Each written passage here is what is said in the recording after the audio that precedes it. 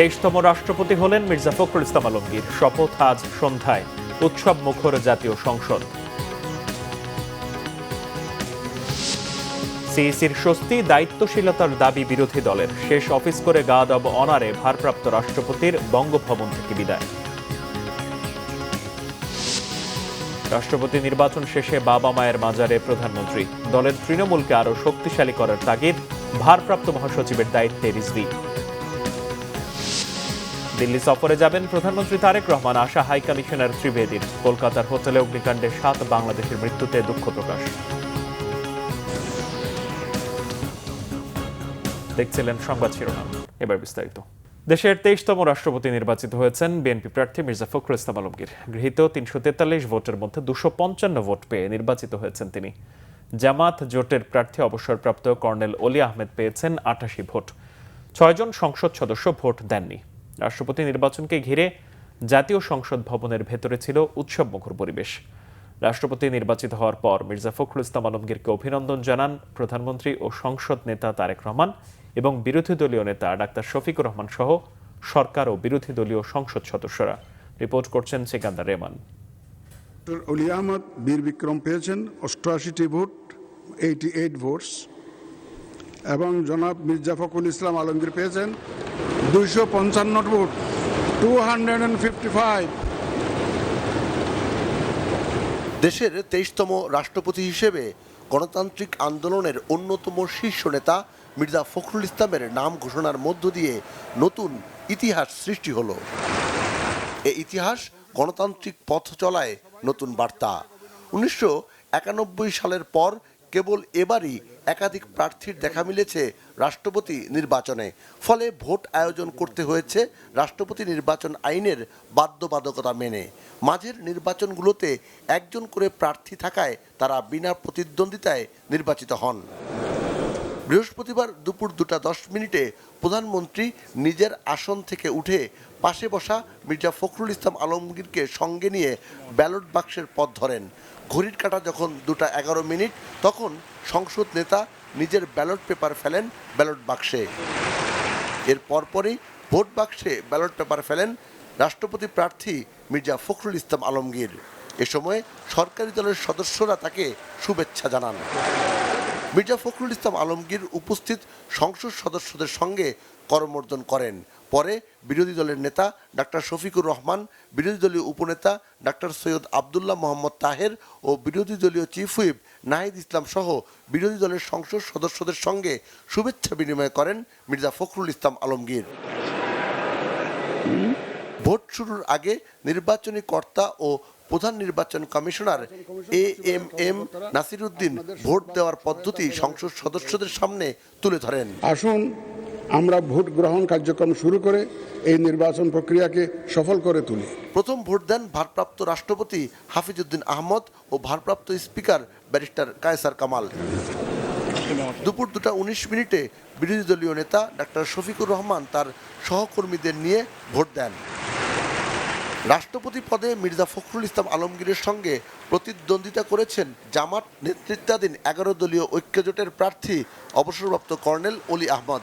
সংসদ সদস্য না হওয়ায় ভোট দেওয়ার সুযোগ পাননি তিনি। সবশেষ 1991 সালের 8 অক্টোবর সংসদ সভাকক্ষে রাষ্ট্রপতি পদে ভোট হয়েছিল।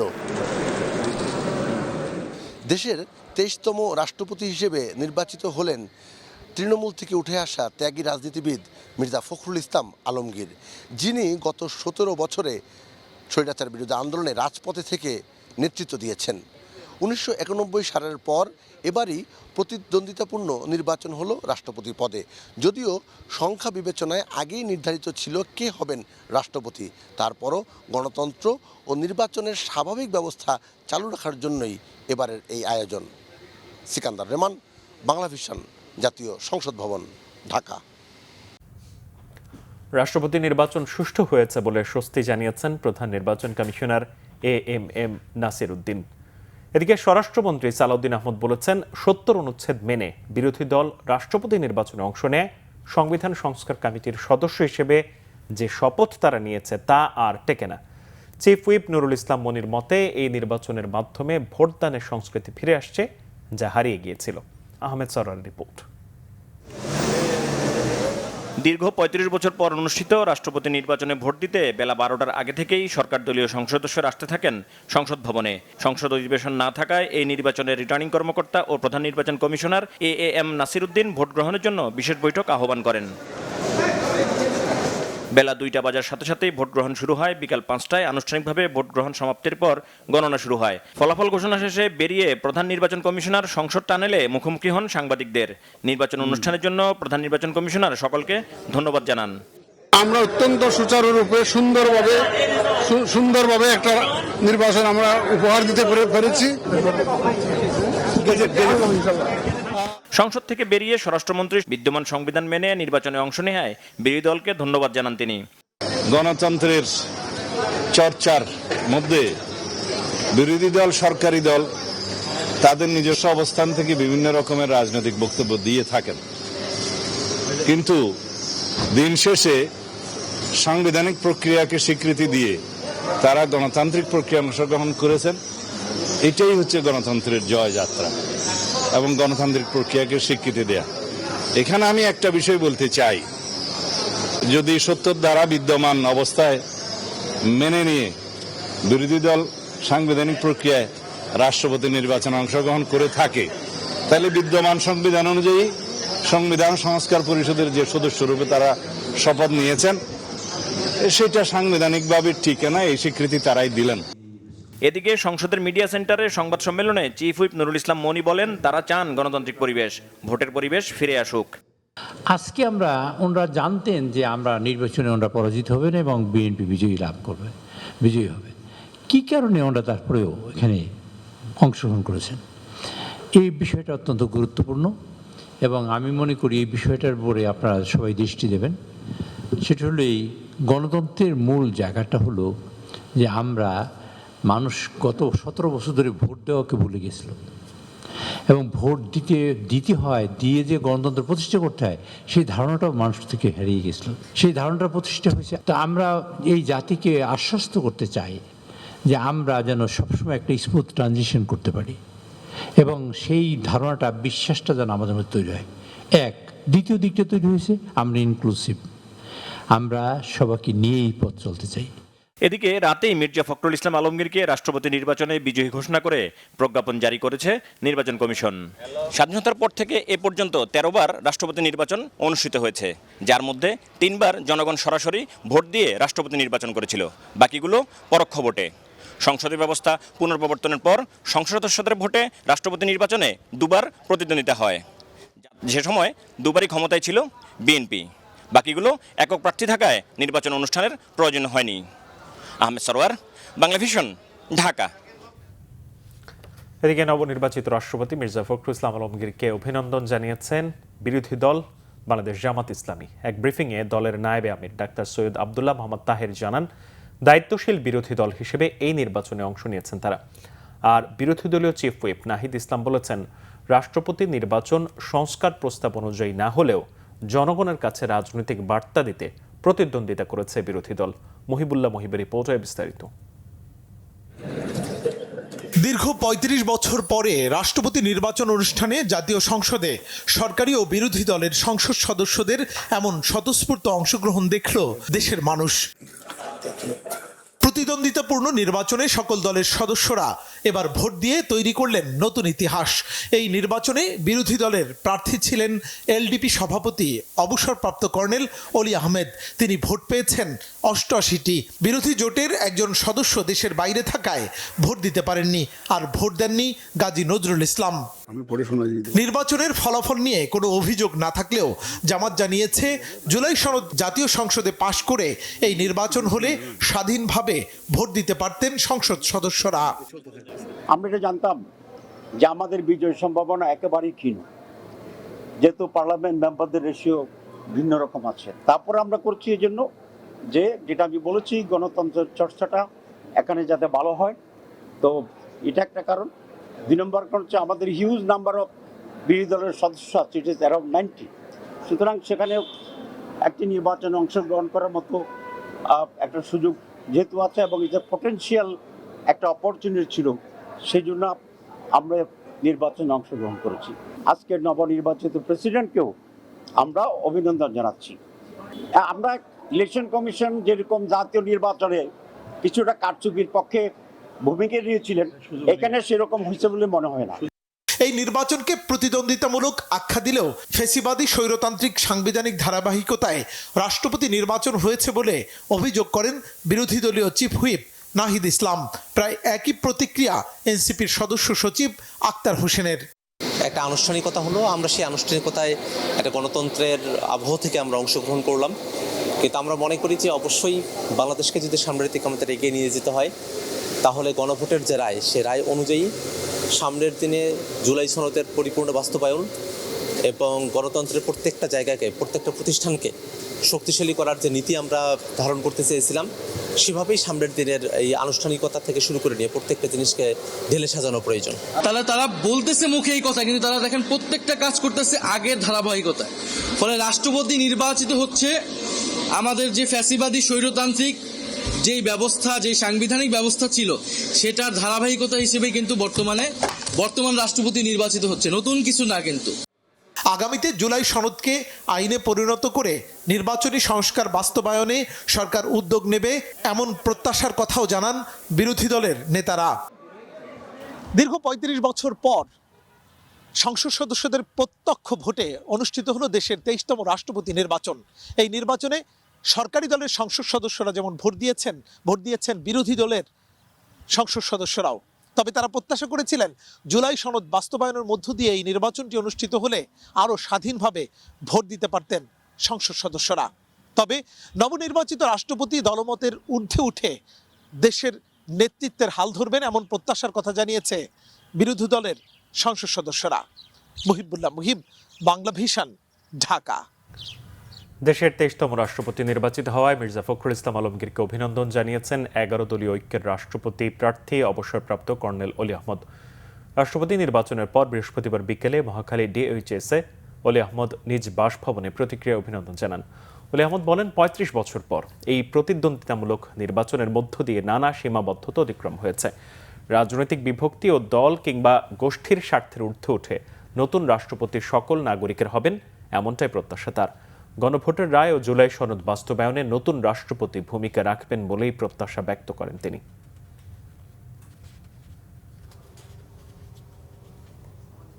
৩৫ বছর পর এবারের প্রতিদ্বন্দ্বিতাপূর্ণ নির্বাচন অন্তত সেই সীমাবদ্ধতা থেকে বের হয়েছে। এবারের প্রতিদ্বন্দ্বিতা ভবিষ্যতে রাষ্ট্রপতি নির্বাচনকে কেবল ক্ষমতাসীন দলের সিদ্ধান্তের আনুষ্ঠানিকতার অনুমোদনে সীমাবদ্ধ না রাখার একটি গুরুত্বপূর্ণ দৃষ্টান্ত হয়ে থাকবে। এদিকে বঙ্গভবনে শেষ অফিস করে বিদায় নিয়েছেন ভারপ্রাপ্ত রাষ্ট্রপতি হাফিজ উদ্দিন আহমদ। বৃহস্পতিবার দুপুরে আনুষ্ঠানিকতার মধ্য দিয়ে তিনি রাষ্ট্রপতির কার্যালয় ত্যাগ করেন। এদিন বিদায়ের আগে সশস্ত্র বাহিনীর একটি চৌকস দল বিদায়ী ভারপ্রাপ্ত রাষ্ট্রপতিকে গার্ড অব অনার প্রদান করে। তিনি সালাম গ্রহণ করেন এবং উপস্থিত সকলের সাথে বিদায়ী শুভেচ্ছা ও কুশল বিনিময় করেন। বঙ্গভবনের বিদায় অনুষ্ঠানে উপস্থিত ছিলেন রাষ্ট্রপতির সামরিক ও বেসামরিক সচিব এবং ঊর্ধ্বতন সরকারি কর্মকর্তারা। বিদায় নেয়ার সময় হাফিজ উদ্দিন আহমদ দেশের শান্তি, অগ্রগতি ও সরকারের সাফল্য কামনা করেন। এরপর তিনি বঙ্গভবন ত্যাগ করেন। গত ২৪ জুলাই তৎকালীন রাষ্ট্রপতি মোহাম্মদ শাহাবুদ্দিন পদত্যাগ করার পর সংবিধানের ৫৪ অনুচ্ছেদ অনুযায়ী জাতীয় সংসদের স্পিকার হাফিজ উদ্দিন আহমদ ভারপ্রাপ্ত রাষ্ট্রপতির দায়িত্ব গ্রহণ করেছিলেন। গত প্রায় ১ মাস তিনি রাষ্ট্রপ্রধানের দায়িত্ব পালন করেন। এদিকে শুক্রবার সন্ধ্যায় নতুন রাষ্ট্রপতি মির্জা ফখরুল ইসলাম আলমগীরের শপথ গ্রহণের কথা রয়েছে। বাবা শহীদ রাষ্ট্রপতি জিয়াউর রহমান এবং মা প্রয়াত দেশনেত্রী বেগম খালেদা জিয়ার কবর জিয়ারত করেছেন বিএনপি চেয়ারম্যান ও প্রধানমন্ত্রী তারেক রহমান। দেশের ২৩তম রাষ্ট্রপতি নির্বাচন শেষে বৃহস্পতিবার রাত ৮টায় বাবা মায়ের কবর জিয়ারতে রাজধানীর শেরেবাংলা নগরের জিয়া উদ্যানে পৌঁছান তিনি। এ সময় বাবা মায়ের জন্য দোয়া ও মোনাজাত করেন প্রধানমন্ত্রী। মোনাজাত শেষে নেতাকর্মীদের প্রতি হাত নাড়িয়ে শুভেচ্ছা জানান প্রধানমন্ত্রী তারেক রহমান।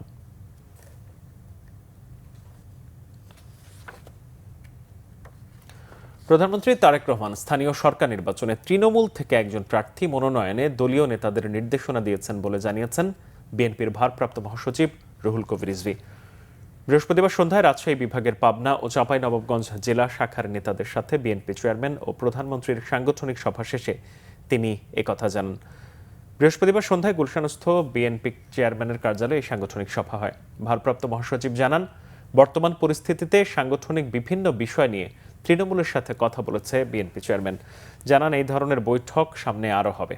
দলীয় প্রতীকে নির্বাচন না হওয়ায় যোগ্য প্রার্থী বাছাইয়ে তৃণমূলকে কাজ করার পরামর্শ দিয়েছেন তারেক রহমান। এছাড়া সরকারের বিভিন্ন কর্মসূচি ও এর সুফল জনগণের কাছে পৌঁছানোর পরামর্শ দেওয়া হয়েছে। রিজভী আরও জানান, প্রধানমন্ত্রী তৃণমূল পর্যায়ে দলকে আরও সুসংগঠিত ও শক্তিশালী করতে সবাইকে ঐক্যবদ্ধ থাকতে নির্দেশনা দিয়েছেন। দলের নতুন দায়িত্বের বিষয়েও অনুভূতি জানান ভারপ্রাপ্ত মহাসচিব রুহুল কবির রিজভী। দলের পক্ষ থেকে দল তো সমর্থন করবে, এবার তো দলীয় প্রতীকে তার নির্বাচন হবে না। সেখানে তৃণমূলের যে ইউনিটগুলি আছে, অর্থাৎ ইউনিয়ন কমিটি, উপজেলা কমিটি, এরা বসে তারা একজন প্রার্থী ঠিক করবেন এবং সেই ক্ষেত্রে জেলার সহায়তা নিয়ে তারা বসে এটা ঠিক করবেন এবং একজন সমর্থিত ব্যক্তির বাইরে যেন আর অন্য কোনো প্রার্থী না হয় সে ব্যাপারে তারা সামগ্রিক প্রচেষ্টা গ্রহণ করবেন। দলীয় শৃঙ্খলা বজায় রাখার জন্য খুব যথাযথভাবে এখানেও তিনি করার নির্দেশ দিয়েছেন তৃণমূলের নেতাকর্মীদেরকে।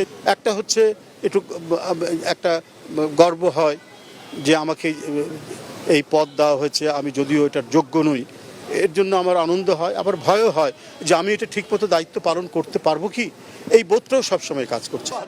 এর আগে বিএনপির ভারপ্রাপ্ত মহাসচিব হিসেবে দায়িত্ব পান অ্যাডভোকেট রুহুল কবির রিজভী। বৃহস্পতিবার দলের সহ দপ্তর সম্পাদক মনির হোসেনের সই করা এক বিজ্ঞপ্তিতে বিষয়টি জানানো হয়। এতে বলা হয়, বিএনপির গঠনতন্ত্রের 7 খ এর 6 ধারা অনুযায়ী দলের জাতীয় স্থায়ী কমিটির সদস্য রুহুল কবির রিজভীকে ভারপ্রাপ্ত মহাসচিব মনোনীত করা হয়েছে। এর আগে বিএনপি মহাসচিবের দায়িত্ব পালন করেছেন সদ্য নির্বাচিত রাষ্ট্রপতি মির্জা ফখরুল ইসলাম আলমগীর। দল থেকে রাষ্ট্রপতি হিসেবে মনোনীত হওয়ায় মহাসচিব পদ থেকে পদত্যাগ করেন তিনি। মির্জা ফখরুল ইসলাম আলমগীর দেশের 23তম রাষ্ট্রপতি নির্বাচিত হওয়ায় অভিনন্দন জানিয়েছেন ঢাকা 6 আসনের সংসদ সদস্য এবং মুক্তিযুদ্ধ বিষয়ক প্রতিমন্ত্রী ইশাক হোসেন। বৃহস্পতিবার রাতে এক শুভেচ্ছা বার্তায় এই অভিনন্দন জানান তিনি। শুভেচ্ছা বার্তায় প্রতিমন্ত্রী ইশাক হোসেন বলেন, মির্জা ফখরুল ইসলাম আলমগীর রাষ্ট্রপতি নির্বাচিত হওয়ায় দেশের রাজনৈতিক ইতিহাস ও রাষ্ট্র পরিচালনায় একটি অত্যন্ত গুরুত্বপূর্ণ এবং যুগান্তকারী ঘটনা।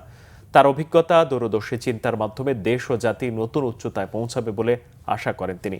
শুভেচ্ছা বার্তায় ইশাক হোসেন নবনির্বাচিত রাষ্ট্রপতির সুস্বাস্থ্য ও দীর্ঘায়ু কামনা করেন। বিএনপির প্রার্থী মির্জা ফখরুল ইসলাম আলমগীর দেশের 23তম রাষ্ট্রপতি নির্বাচিত হওয়ায় তার নিজ জেলা ঠাকুরগাঁওয়ে বইছে আনন্দ উচ্ছ্বাসের জোয়ার। চলছে মিষ্টি বিতরণ, আনন্দ মিছিল, উল্লাস। রাষ্ট্রপতি নির্বাচনের ফলাফল ঘোষণার পরপরই ঠাকুরগাঁও শহরের বিভিন্ন এলাকায় আনন্দ উচ্ছ্বাসে মেতে ওঠেন দলীয় নেতাকর্মী ও সাধারণ মানুষ। রাষ্ট্রপতি নির্বাচিত হওয়ার খবরে জেলার বিভিন্ন জায়গায় নেতাকর্মীরা একে অপরকে মিষ্টি খাওয়ান। কোথাও আনন্দ মিছিল, কোথাও স্লোগান, উল্লাস। সব মিলিয়ে উৎসবের আমেজ ছড়িয়ে পড়ে শহর জুড়ে। স্থানীয়দের অনেকেই বলছেন, যে মানুষটি কয়েক দশক আগে ঠাকুরগাঁও পৌরসভার চেয়ারম্যান হিসেবে স্থানীয় সরকারের নেতৃত্বে দিয়েছিলেন, সেই মির্জা ফখরুলই আজ দেশের সর্বোচ্চ সাংবিধানিক পদে অধিষ্ঠিত হয়েছেন। তার এই রাজনৈতিক উত্থানকে ঠাকুরগাঁওয়ের জন্য গর্বের বিষয় হিসেবে দেখছেন স্থানীয়রা। কলকাতায় হোটেলে আগুনে 7 বাংলাদেশি নাগরিকের মৃত্যুর ঘটনায় গভীর দুঃখ প্রকাশ করেছেন ঢাকায় নিযুক্ত ভারতীয় হাই কমিশনার দীনেশ ত্রিবেদী। দিল্লির পক্ষ থেকে নিহতদের পরিবারকে প্রয়োজনীয় সব ধরনের সহযোগিতার আশ্বাস দিয়েছেন তিনি। বৃহস্পতিবার সকালে সচিবালয়ে স্বাস্থ্যমন্ত্রী সর্দার মোহাম্মদ সাখাওয়াত হোসেনের সঙ্গে সাক্ষাৎ শেষে সাংবাদিকদের এই তথ্য জানান ভারতীয় হাই কমিশনার। দীনেশ ত্রিবেদী বলেন, কলকাতার অগ্নিকাণ্ডে বাংলাদেশি নাগরিকদের মৃত্যুর ঘটনায় তারা দুঃখিত। ভুক্তভোগী পরিবারগুলোর জন্য প্রয়োজনীয় সবকিছু নিশ্চিত করা হবে। সাক্ষাৎ শেষে স্বাস্থ্যমন্ত্রী সর্দার মোহাম্মদ সাখাওয়াত হোসেন জানান, প্রধানমন্ত্রী তারেক রহমান ভারত সফরে যাবেন। দিল্লির এমন প্রত্যাশার কথা জানিয়েছেন দীনেশ ত্রিবেদী। ওনারা আমাদের প্রাইম মিনিস্টারকে দাওয়াত দিয়েছেন, এটাই শুধু বলেছেন। অনুকূল পরিবেশের বিষয়ে কি আজকে কিচ্ছু আলাপানে আমি উত্থাপন, it is the matter of our foreign ministry. এটা খুব দুঃখের কথা, আর ওইখানে যা যা করা আছে আমরা নিশ্চয়ই করব, কিন্তু খুবই দুঃখের কথা। রাজধানীতে আরও প্রকট হয়েছে গ্যাস সংকট। পাইপলাইনে পর্যাপ্ত গ্যাস না থাকায় পাম্প স্টেশনেও মিলছে না প্রয়োজনীয় পরিমাণে গ্যাস। এতে চরম বিপাকে পড়েছেন গ্যাস নির্ভর যানবাহনের চালক ও সংশ্লিষ্টরা। একই দশা বাসাবাড়িতেও। গ্যাস সংকটে লাকড়ির চুলাতেই চলছে রান্না। কবে নাগাদ সংকট কাটবে জানেন না কেউই। মামুন আব্দুল্লাহ রিপোর্ট। মহেশখালীর এলএনজি টার্মিনাল দুর্ঘটনার কবলে পড়ায় প্রায় 1.5 মাস ধরে তীব্র হয়েছে গ্যাস সংকট। সমাধানের পথ খুঁজছে সরকার। এ সপ্তাহের প্রথম দিকে গ্যাসের চাপ কিছুটা বাড়লেও আবারও সংকট তীব্র হয়েছে। এর মধ্যে বুধবার মহেশখালীর এক্সিলারেট এনার্জির এলএনজি টার্মিনাল পুরোপুরি বন্ধ হওয়ায় সংকট প্রকট হয়েছে ফিলিং স্টেশনগুলোতে। নর্মালি যদি ভালো থাকে প্রেশার তাহলে 180-200 থাকে, এখন 140 আছে। খালি একদিন একটু বাড়ছিল, মাঝখানে 3-4 দিন আগে একটু বাড়ছিল, আর ওখানে আগের লেভেলই মানে চলে আসছে। আগে যেরকম মনে করেন 200 টাকা 250 টাকা ঢুকলে মনে করেন 2 টাইম নিলে গ্যাস দিলে সুন্দর মতো চলতে পারতাম, এখন তো আর চলতে পারতেছি না। এখন বর্তমান তো চলতে পারতেছি না, 2 টিম মারার পরে আবার 2 ঘন্টা 2.5 ঘন্টা সিরিয়াল লাগে, তাহলে কি যাবে করবো ভাড়া মারবো। রাজধানীর বেশ কিছু পাম্প স্টেশন বন্ধ থাকলেও যেসব সিএনজি স্টেশন খোলা রয়েছে সেখানে গাড়ির দীর্ঘ লাইন এখন নিত্য নৈমিত্তিক। ঘন্টার পর ঘন্টা অপেক্ষা করেও চাহিদা মতো গ্যাস না পাওয়ায় ক্ষোভ গ্রাহকদের। এটা গ্যাস নাই কারণে এটা বন্ধ রাখছে, এই কারণে আমি এখানে বসে আছি। খুব আমরা কষ্টে আছি, আমরা ড্রাইভার আমরা কোনো মানুষকে মূল্যায়ন করে না, বুঝছেন। আমরা কি করবেন না ভাই উপায়, আমরা চাকরি কি করতেছেন, চাকরি করে কি করে খাবো আমরা। বাসা বাড়িতেও গ্যাস নাই, রান্না বাড়া নিয়ে অনেক ঝামেলা চলতেছে, ঠিকভাবে খাবার দাবার খেতে পারতেছে না। স্টেশন কর্তৃপক্ষ বলছে সরকারি সদিচ্ছা ও সক্রিয় উদ্যোগই এই সংকট সমাধানের একমাত্র উপায়। তিতাসের লাইনে গ্যাসের চাপটা একটু ভালো আছে, যেন ওরা একটু ভালো সার্ভিস দিতে পারতেছে, না আমরা তো পাচ্ছি না। আমরা এলএনজিতে পাইপ লাইনে না আসা পর্যন্ত আমাদের এই দুর্ভোগ শেষ হবে না। ভোগান্তির শেষ নেই বাসাবাড়িতেও, গ্যাসের চাপ কম থাকায় লাকড়ির উপর ভরসা করছেন অনেকে। লাকড়িতে কি রান্না করা যায়? 3.5 কাজ করে কি লাকড়িতে রান্না করা যায়? গ্যাসই আসে না ভাই। ওই তো সকালে রান্না হয় নাই গ্যাসের লাগিয়া, এক বেলা রান্না হয়, আরেক বেলা রান্না হয় না। এটা কি জীবন আমাদের? দ্রুত সমস্যা সমাধানে সরকারের কার্যকর উদ্যোগ দেখতে চান নগরবাসী। মামুন আব্দুল্লাহ, বাংলা ভিশন, ঢাকা। রোহিঙ্গা ইস্যু পরিবেশ থেকে শুরু করে অর্থনীতির ওপর প্রচণ্ড চাপ ও প্রভাব ফেলছে বলেছেন সেনাবাহিনী প্রধান জেনারেল ওয়াকারুজ্জামান। জানান এই ইস্যুর কারণে মাদক পাচার, চোরাচালান সহ নানা ধরনের অপরাধ হচ্ছে ওসব এলাকায়। বৃহস্পতিবার মিরপুর সেনানিবাসে ন্যাশনাল ডিফেন্স কলেজে একটি কোর্সের সমাপনী অনুষ্ঠানে সেনাপ্রধান এসব কথা বলেন।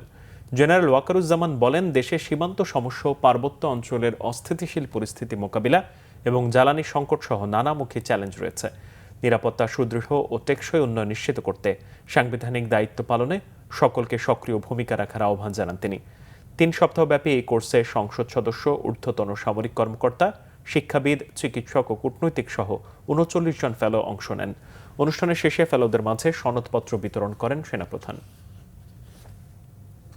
ইস্যুস কিভাবে আমাদের এফেক্ট করছে, ওই এলাকার এনভায়রনমেন্ট নষ্ট করা থেকে শুরু করে ইকোনমির উপরে হিউজ একটা প্রেশার, ড্রাগ ট্রাফিকিং, স্মাগলিং থেকে শুরু করে ওখানে অনেক ধরনের অপকর্ম চলছে। There is an issue, border is an issue, border, all along border we have some problem with our neighbors. সংবাদ শেষ করব শিরোনামগুলো আরো একবার জানিয়ে।